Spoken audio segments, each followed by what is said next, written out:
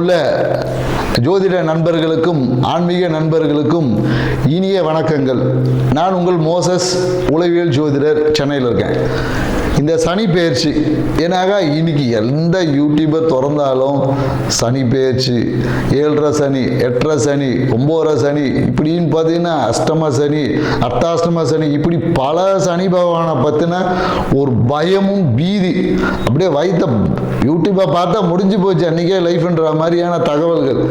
என்னடா இந்த சனி பெயர்ச்சி? சரி, இது சனி பெயர்ச்சின்னா சனி பகவான் அவ்வளோ ஒரு கொடூரமான ஆளா அப்படின்ற மாதிரி சனி பகவானை பார்த்து அலறக்கூடிய, பயந்து ஓடக்கூடிய அளவுக்கு அவரை அப்படி ஒரு டெரரிஸ்ட் மாதிரி அவரை வச்சிருக்காங்க.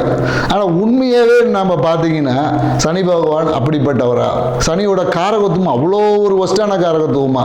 இல்லை சனி பார்த்தா கோடி நன்மை, சனியை கொடுக்கறதுக்கு என்ன சொல்லுவாங்க, சனி பகவான் கொடுத்தா தடுக்கிறதுக்கு ஆள் இல்லைன்னு நம்ம சொல்லக்கூடிய அதே நண்பர்கள் தான் சனி பகவானை பற்றி இப்படி ஒரு விஷயங்களை சொல்லி நம்மளை பயம், குழப்பம், மனுஷன் எதையா பண்ணுறது அப்படின்ற ஒரு தயக்கம், குழப்பம் எல்லாத்தையும் போட்டு நம்மளை அப்படியே ஒரு முடிவெடுக்க முடியாமல் ஒரு திணற அடிக்கக்கூடிய தன்மையில் கொண்டு போய் விட்டுட்டு, இங்கே போனால் இந்த பரிகாரம் செய்கிறது, அங்கே போனால் அந்த பரிகாரம் செய்கிறது, பரிகாரமே செஞ்சுட்டு அப்புறம் வாழ்க்கை எப்படி தான் வாழ்கிறது, இப்படின்ற ஒரு குழப்பங்கள் எல்லாம் உங்களுக்கு இருக்கும். இதுக்கு எல்லாத்துக்கும் இந்த ஒரு காணொலியை முழுசா பாருங்க, மொத்தத்துக்கும் உங்களுக்கான விடை கிடைச்சிடும். ஸோ இந்த சனி பகவானா என்ன? முதல்ல சனி பகவானா ஒன்றும் இல்லைங்க. ஏன்னா சனி பகவான் பார்த்தீங்கன்னா, சனின்ற கிரகம் நீங்கள் பால்வழி மண்டலத்தில் எடுத்தீங்கன்னா சூரியன்லேருந்து மிக தொலைவில் இருக்கக்கூடிய கிரகம் நம்ம சொல்லுவோம். ஸோ அதனால் சனியோட நகர்வு ரொம்ப ஸ்லோவான நகர்வு. ஸோ ஏன் தூரமாக இருக்குது அப்படின்றது பால்வழி மண்டலத்தில் இருக்குது. ஸோ பால்வழி மண்டலத்தில் சூரியனோட தூரமாக இருக்கிறதுனால அந்த இடத்துல வெப்பத்தோட தன்மை கொஞ்சம் கம்மியாக இருக்குது. அப்போ வெப்பத்தோட தன்மை கம்மியாக இருக்கும்போது அது ஆட்டோமேட்டிக்காக குளிர்ச்சி தான் இருக்கும். ஸோ அப்போ குளிர்ச்சியாக இருக்கிறதுனால அப்போ என்னன்னாக்கா எப்போதும் பார்த்தீங்கன்னா அந்த குளிர்ச்சி வரும்போதே நமக்குள்ளுக்குள்ள ஒரு பயம் வந்துடும், ஒரு குழப்பம் வந்துடும். ஏன்னா இதே வெப்பம் அதிகமாகும் போது நம்ம என்னன்னாக்கா இந்த பனிக்காலத்துலலாம் எடுத்து பார்த்தீங்கன்னா ஒரு சோம்பல், ஏன்னா அந்த மார்கழி மாதம்லாம் பார்த்தீங்கன்னு வச்சுக்கிங்களேன், மார்கழி மாதம் தை மாதம்லாம் பார்த்தீங்கன்னா ஒரு சோம்பல் இருக்கும். ஏன்னா அப்போ பனி, முன்பனி பின்பனி காலங்கள் இருக்குது. இந்த காலகட்டத்தில் பார்த்தீங்கன்னா உடம்பு சுறுசுறுப்பாக இருக்குது, ஒரு சோர்வாக இருக்குது. அதனால தான் பிரம்மமுகூர்த்தத்துலேருந்து காலையில் கோலம் போட சொல்லிலாம் நம்மளுடைய வழிபாட்டு முறைகள் நிறைய முறைகள் கொடுத்துருக்காங்க. ஸோ இதே தான் சனி பகவானோட தன்மை என்ன, குளிர்ச்சி, இவ்வளோதான். குளிர்ச்சினாவே அங்கே பயம், இருட்டு. ஸோ இவ்வளோதான் விஷயங்கள். ஏன்னா இந்த குளிர்ச்சி நம்ம உடம்புக்குள்ளே வந்துட்டாவே நம்மளுடைய விஷயங்கள் எல்லாமே பார்த்தீங்கன்னா பிரச்சனைக்குரியதாக மாறும். அதே குளிர்ச்சி தான் பல விஷயத்தை சரி பண்ணக்கூடியதாக இருக்குது. இப்போ ஏன்னா சனி பகவான் நிற்கக்கூடிய பாவம்னு சொல்லக்கூடிய அந்த 3, 6, 11 இந்த பாவத்தில் நின்னா நற்பலன்களை கொடுப்பாருன்னு சொல்கிறோம். மற்ற பாவங்கள் இருந்தால் கெடுபலன்களை கொடுப்பாருன்னு சொல்லி நம்மளோட ஜோதிட சாஸ்திரம் சொல்லுது. உண்மையாகவே நற்பலன் எப்படி கிடைக்குது, கெடுபலன் எப்படி நடக்குது, இவ்வளோதாங்க விஷயம். இதை தெரிஞ்சால் உங்கள் வாழ்க்கையில் இந்த சனி பயிற்சியில் எந்த சனி பயிற்சி வேணாலும், சனி எந்த பாவத்தில் இருந்தாலும் அதை நம்ம எதிர்கொள்ள முடியும். ஸோ இப்போ இந்த 3ஆம் பாவத்தில் சனி பகவான் இருக்கார். 3ஆம் பாவம் என்பது ஜோதிடத்தை பொறுத்தவரையும் விஜய வீரியஸ்தானம். ஸோ விஜய வீரியஸ்தானம், இந்த விஜய வீரியஸ்தானத்தில் சனி பகவானுக்குமா அந்த குளிர்ச்சி தன்மை வேணும். ஏன்னா அந்த இடத்துல நம்ம அதிகப்படியான வெப்பம் இருந்தால் என்ன ஆகும்னா நம்மளுடைய அந்த விந்தணுக்கள்னு சொல்லக்கூடிய எல்லாமே அந்த வீரியம் என்பது அடிபட்டு போகும்.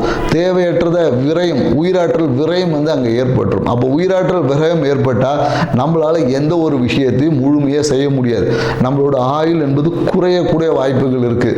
ஏன்னா நம்மளோட வீரியம் எந்த அளவுக்கு, அதனால தான் நம்மளால பார்த்தீங்கன்னா இந்த வீர விளையாட்டுகள்லாம் வச்சாங்க. எதுக்கு வச்சாங்க? அந்த காளை அடக்கிற போட்டிலாம் வச்சாங்க. ஏன்னா அந்த 3ஆம் பாவம் வலுக்கும் போது தான் அந்த மரணத்தை எதிர்த்து போராடக்கூடிய ஆற்றல் நமக்கு கிடைக்கும். ஸோ அப்போ அந்த 3ஆம் பாவத்தை எப்படி இருக்குன்னா கொஞ்சம் குளுமையாக இருக்கணும். குளுமையாக இருந்தால்தான் நம்மளோட அந்த உயிர் ஆற்றல் சொல்லக்கூடிய, ஏன்னா அதனால தான் சனி ஈஸ்வரன் பட்டம் எதுக்கு சும்மாவை கொடுத்தாங்க? ஈஸ்வரனாவே என்னன்னா அவர் தான் ஆயுள் காரகன். அப்போ ஆயுள் எப்படி இருக்கும்? 3ல் சனி பகவான் இருந்தால் நம்மளோட வீரியம் என்பது அந்த வெப்பத்தினால் விரயம் ஆகாமல் வீரியம் என்பது நீண்டதாக இருக்கும். ஸோ அப்போது நம்ம எடுக்கக்கூடிய காரியங்கள் எல்லாம் நிதானமாக எடுத்து வெற்றி அடையக்கூடிய வாய்ப்புகள் ஆட்டோமேட்டிக்காக வந்துடும். அடுத்தது பார்த்தீங்கன்னா இந்த 6ஆம் பாவத்தில் சனி இந்த 6ஆம் பாவம்னா ருணரோக சத்துரு பாவம். ஸோ இந்த பாவம் என்ன பண்ணும் அப்படின்னு பார்த்தீங்கன்னா வச்சுங்களேன், ஒரு மனுஷனுக்கு ஒரு வியாதி எதனால் வருது அப்படின்னு சொல்லி மருத்துவம் சொல்லுதுன்னா வெப்பத்தால் தான் வருது. அதாவது என்ன சொல்லுவாங்கன்னா மருத்துவத்தில் என்னடா இது ரொம்ப மருத்துவமாக பேசுகிறேன்னு சொல்லு. ஏன்னா இன்னைக்கு வாழ்வியலுக்கு இதுதான் தேவை இருக்குது. உங்கள் வாழ்வியலே ஒட்டி தாங்க ஜாதகமும் நடக்குது, எல்லாமே இருக்குது. ஸோ அல்கலைன் அசிடிக் கண்டிஷன், உங்கள் உடம்பு எப்போ அசிடிக் கண்டிஷன் வருதோ, அசிடிக் கண்டிஷன் என்பது வெப்பம், அல்கலைன் என்பது குளிர்ச்சி. அப்போ நீங்கள் குளிர்ச்சி என்பது சனி பகவான் தான் குளிர்ச்சி. அங்கே குளிர்ச்சி அல்கலைன் என்பதே சனி பகவான். ஏன்னா நீங்கள் லெமன் சால்ட் போடும் போது அது அல்கலைன் வாட்டர். அப்போ அல்கலைன் சனியோட காரகத்துவம் தான் எலுமிச்சம் பழமே. ஸோ அப்போ அங்கன்னா அல்கலைன் வாட்டர் என்பது சனி பகவான் தான். அப்போ கேன்சரை குணமாக்கக்கூடிய ஆற்றல் கூட அதில் இருக்குன்னு தான் சொல்ல. அல்கலைன் வாட்டர் குடித்தா கேன்சரை குணமாகும் என்று இன்னைக்கு மருத்துவம் ஒத்துக்குது. ஸோ அப்போது அந்த ருண ரோக சத்துரு 6ஆம் பாவ சனி பகவான் இருந்தால் இருக்கக்கூடிய மொத்த நோயும் காலி, நோயே இல்லை. எதிரி என்பதே நமக்கு கிடையாது, எதிரியே நண்பன் ஆயிடுவான். ஸோ அப்போ அந்த இடத்துல நம்ம வந்து வெப்பம் அதிகமாக இருக்கணுமோ, அது என்னது நம்ம கேன்சர், இன்னைக்கு எய்ட்ஸ், இன்னைக்கு சொல்லக்கூடிய பல வியாதிகள் எதனால் வருதுன்னா உடலில் அசிடிக் கண்டிஷன், அதாவது வெப்பம் அதிகமாக வருது. அந்த இடத்துல நமக்கு குளிர்ச்சி ஏற்படும் போது அதுவே குணமாக்கும் மருந்தாக இருக்குது. ஸோ அதனால் சனி பகவான் 6ல் இருந்தால் அபரிவிதமான நல்ல பலன் சொல்கிறேன். அதே 11ஆம் பாவம் லாபஸ்தானம், மனமகிழ்ச்சி. இப்போ லாபம் மனமகிழ்ச்சி எங்கே இருக்கும்னா இப்போ நம்ம மனமகிழ்ச்சிக்காக எங்கே போகிறோம்? ஊட்டி கொடைக்கானல் தான் போகிறோம். ஊட்டி கொடைக்கானல் என்ன குளிர்ச்சியான பிரதேசங்கள், மலை பிரதேசம் போகும்போது ஹாப்பியாக ஹனிமூன்லாம் போகிறாங்க. எதுக்கு போகிறாங்க? குளிர்ச்சி. அப்போ அந்த குளிர்ச்சி இருக்கும்போது தான் மனம் என்பது மகிழ்ச்சி அடையும். மனம் என்பது தேவையில்லாமல், மனம் என்பது அதிகப்படியான வெப்பத்தினால மனம் என்பது அலைபாயும்.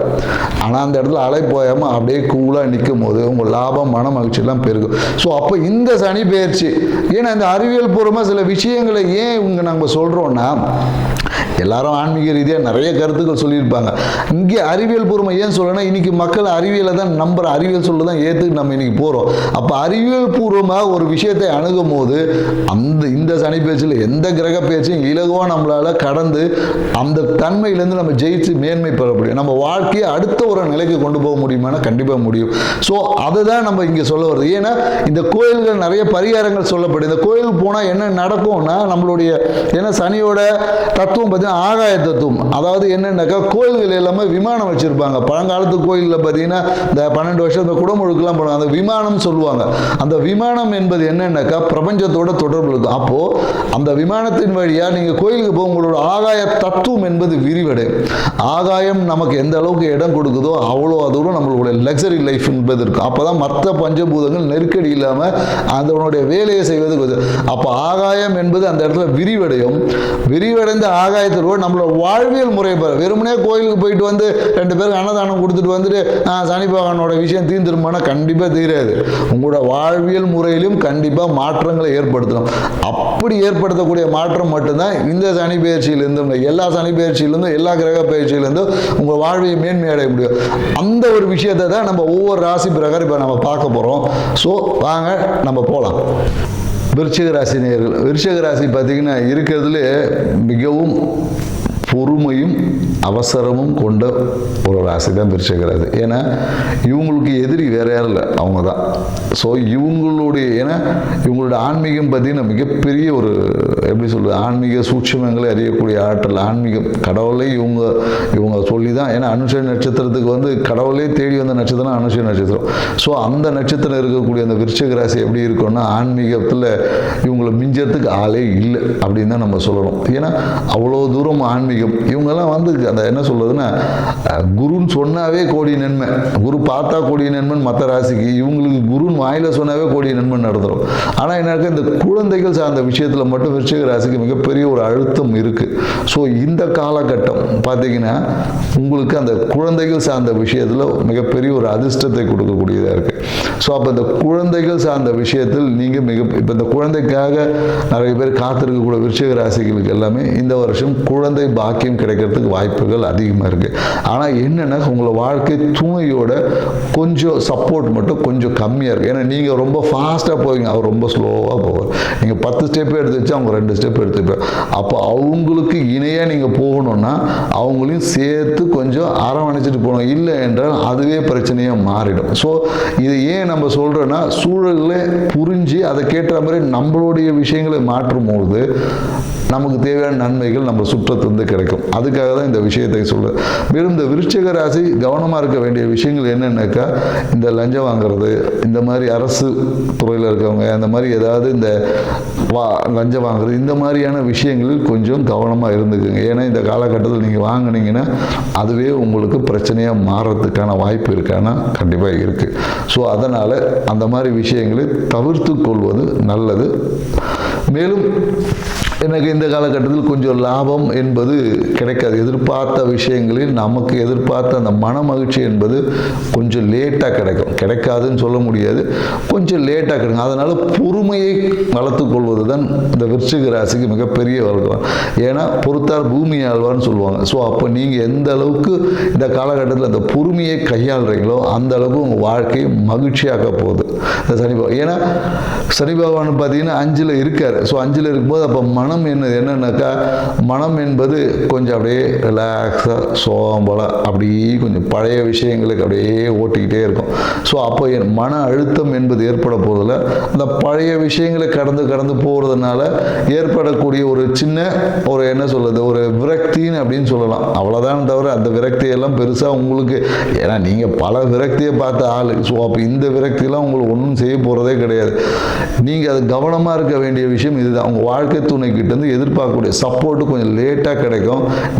நீங்கள் அதை புரிந்து கொஞ்சம் நடந்துக்கிட்டால் முக்கியமாக என்னென்னாக்கா, இந்த அரசு துறையில் வேலை செய்கிறவங்க தான் கொஞ்சம் கவனமாக இருக்கணும். ஏன்னா அவங்களுக்கு தான் கொஞ்சம் இந்த லஞ்சம் மற்ற விஷயங்கள் சார்ந்த விஷயத்தில் ஏதாவது ஒரு பிரச்சனை இருக்கும், இல்லை அலுவலகம் சார்ந்த விஷயத்தில் மிகப்பெரிய ஒரு அசிங்கம் அவமானத்தை சந்திக்கக்கூடிய வாய்ப்பெல்லாம் இருக்குது.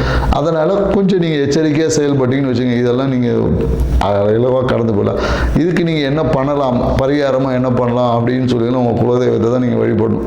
ஸோ குலதெய்வத்துக்கு நீங்கள் என்னென்னாக்கா ஒரு என்ன சொல்லலாம் அப்படி பார்த்தீங்கன்னா, குலதெய்வத்துக்கு நீங்கள் ஒரு நெய் தீபம் போட்டு வழிபடலாம். இன்னொன்று என்ன பண்ணலாம் அப்படின்னாக்கா, இந்த பச்சை வஸ்திரம் அப்படி ஏதாவது இருந்துச்சு அப்படின்னா நீங்கள் அந்த பச்சை வஸ்திரத்தை இந்த காலத்தில் பயன்படுத்துவதை கொஞ்சம் தவிர்த்து கொள்வது மிக நல்லது. இந்த பச்சை வஸ்திரங்கள் சார்ந்த விஷயத்தில் விருச்சிக ராசிகளுக்கு இந்த காலகட்டத்தில் பயன்படுத்தாமல் இருக்கிறது நல்லது. அதுக்கு பதிலாக உங்களுடைய இஷ்ட தெய்வ வழிபாடு இருக்கும் இல்லையா, இஷ்ட தெய்வ வழிபாட்டில் போய் எப்படி இல்லைன்னா உங்கள் வீட்டு பக்கத்தில் ஒரு எப்படியும் ஒரு அம்மன் கோயில் இருக்குது. ஏன்னா விருச்சிக ராசி வீட்டு பக்கத்தில் ஒரு அம்மன் கோயில் இல்லாமல் விருச்சிக ராசிக்காரங்க வரவே மாட்டாங்க. அந்த அம்மன் கோயிலில் இருக்கக்கூடிய வேப்ப மரம் இருக்கிற அம்மன் கோயிலில் போயிட்டு நீங்கள் ஒரே ஒரு அதாவது நல்லெண்ணெய் தீபம் போடலாம். நல்லெண்ணெய் தீபம் போடும்போது உங்களுடைய அந்த பாக்கியத்துக்கு சார்ந்த விஷயங்கள் வந்து உங்களுக்கு கிடைக்கும். ஸோ மேலும் உங்களுக்கு மேலும் ஒரு பரிகாரத்தை சொல்லணும்னா என்ன சொல்லலாம் அப்படின்னா, உங்களுடைய விவேகத்தை குறித்து விவேகத்தை வளர்த்துக்கணும். ஸோ வீடு சார்ந்த விஷயத்தில் இந்த காலகட்டத்தில் கொஞ்சம் விரயங்களுக்கும் அது எல்லாமே சுப விரயமாக நீங்கள் மாற்றிக்கணும். ஸோ எப்படியும் என்னென்னாக்கா இந்த காலகட்டத்தில் கொஞ்சம் விருச்சிக ராசி வீட்டில் இந்த தண்ணி பிரச்சனை கொஞ்சம் கடும். ஸோ அதை நீங்கள் வந்து கொஞ்சம் கேர்ஃபுல்லாக எடுக்கணும். ஸோ தண்ணி பிரச்சனை கண்டிப்பாக இருக்கும். ஸோ அந்த தண்ணி பிரச்சனையை நீங்கள் சரி பண்ணிக்கோங்க. மேலும் தந்தை சார்ந்த விஷயத்தில் ஒரு நல்ல ஒரு யோகம் கிடைக்கும். திடீர்னு வந்து தந்தை சார்ந்த விஷயத்தில் தந்தை சார்ந்த அந்த இன்சூரன்ஸ் பேமெண்ட்டு இல்லை, அவனுக்கு எங்கேயோ பிஎஃப் காசு அப்படியே தடைப்பட்டுருக்கும், இவ்வளோ நாள் வந்தே இருக்காது, அந்த காசு திடீர்னு வரும், திடீர்னு அப்ரூவல் ஆகி திடீர்னு வரும். ஸோ இந்த மாதிரியான நல்ல நிகழ்வுகளும் இருக்குது. ஸோ இந்த காலகட்டத்தில் நீங்கள் ஒரு மிகப்பெரிய ஒரு வளர்ச்சியை அடையணும் என்றால் குலதெய்வ வழிபாடு தான் உங்களுக்கு மிக சிறந்த விஷயம். ஸோ அதை கடைபிடிங்க, வாழ்க்கையில் முன்னேறலாம். நன்றி, வணக்கம்.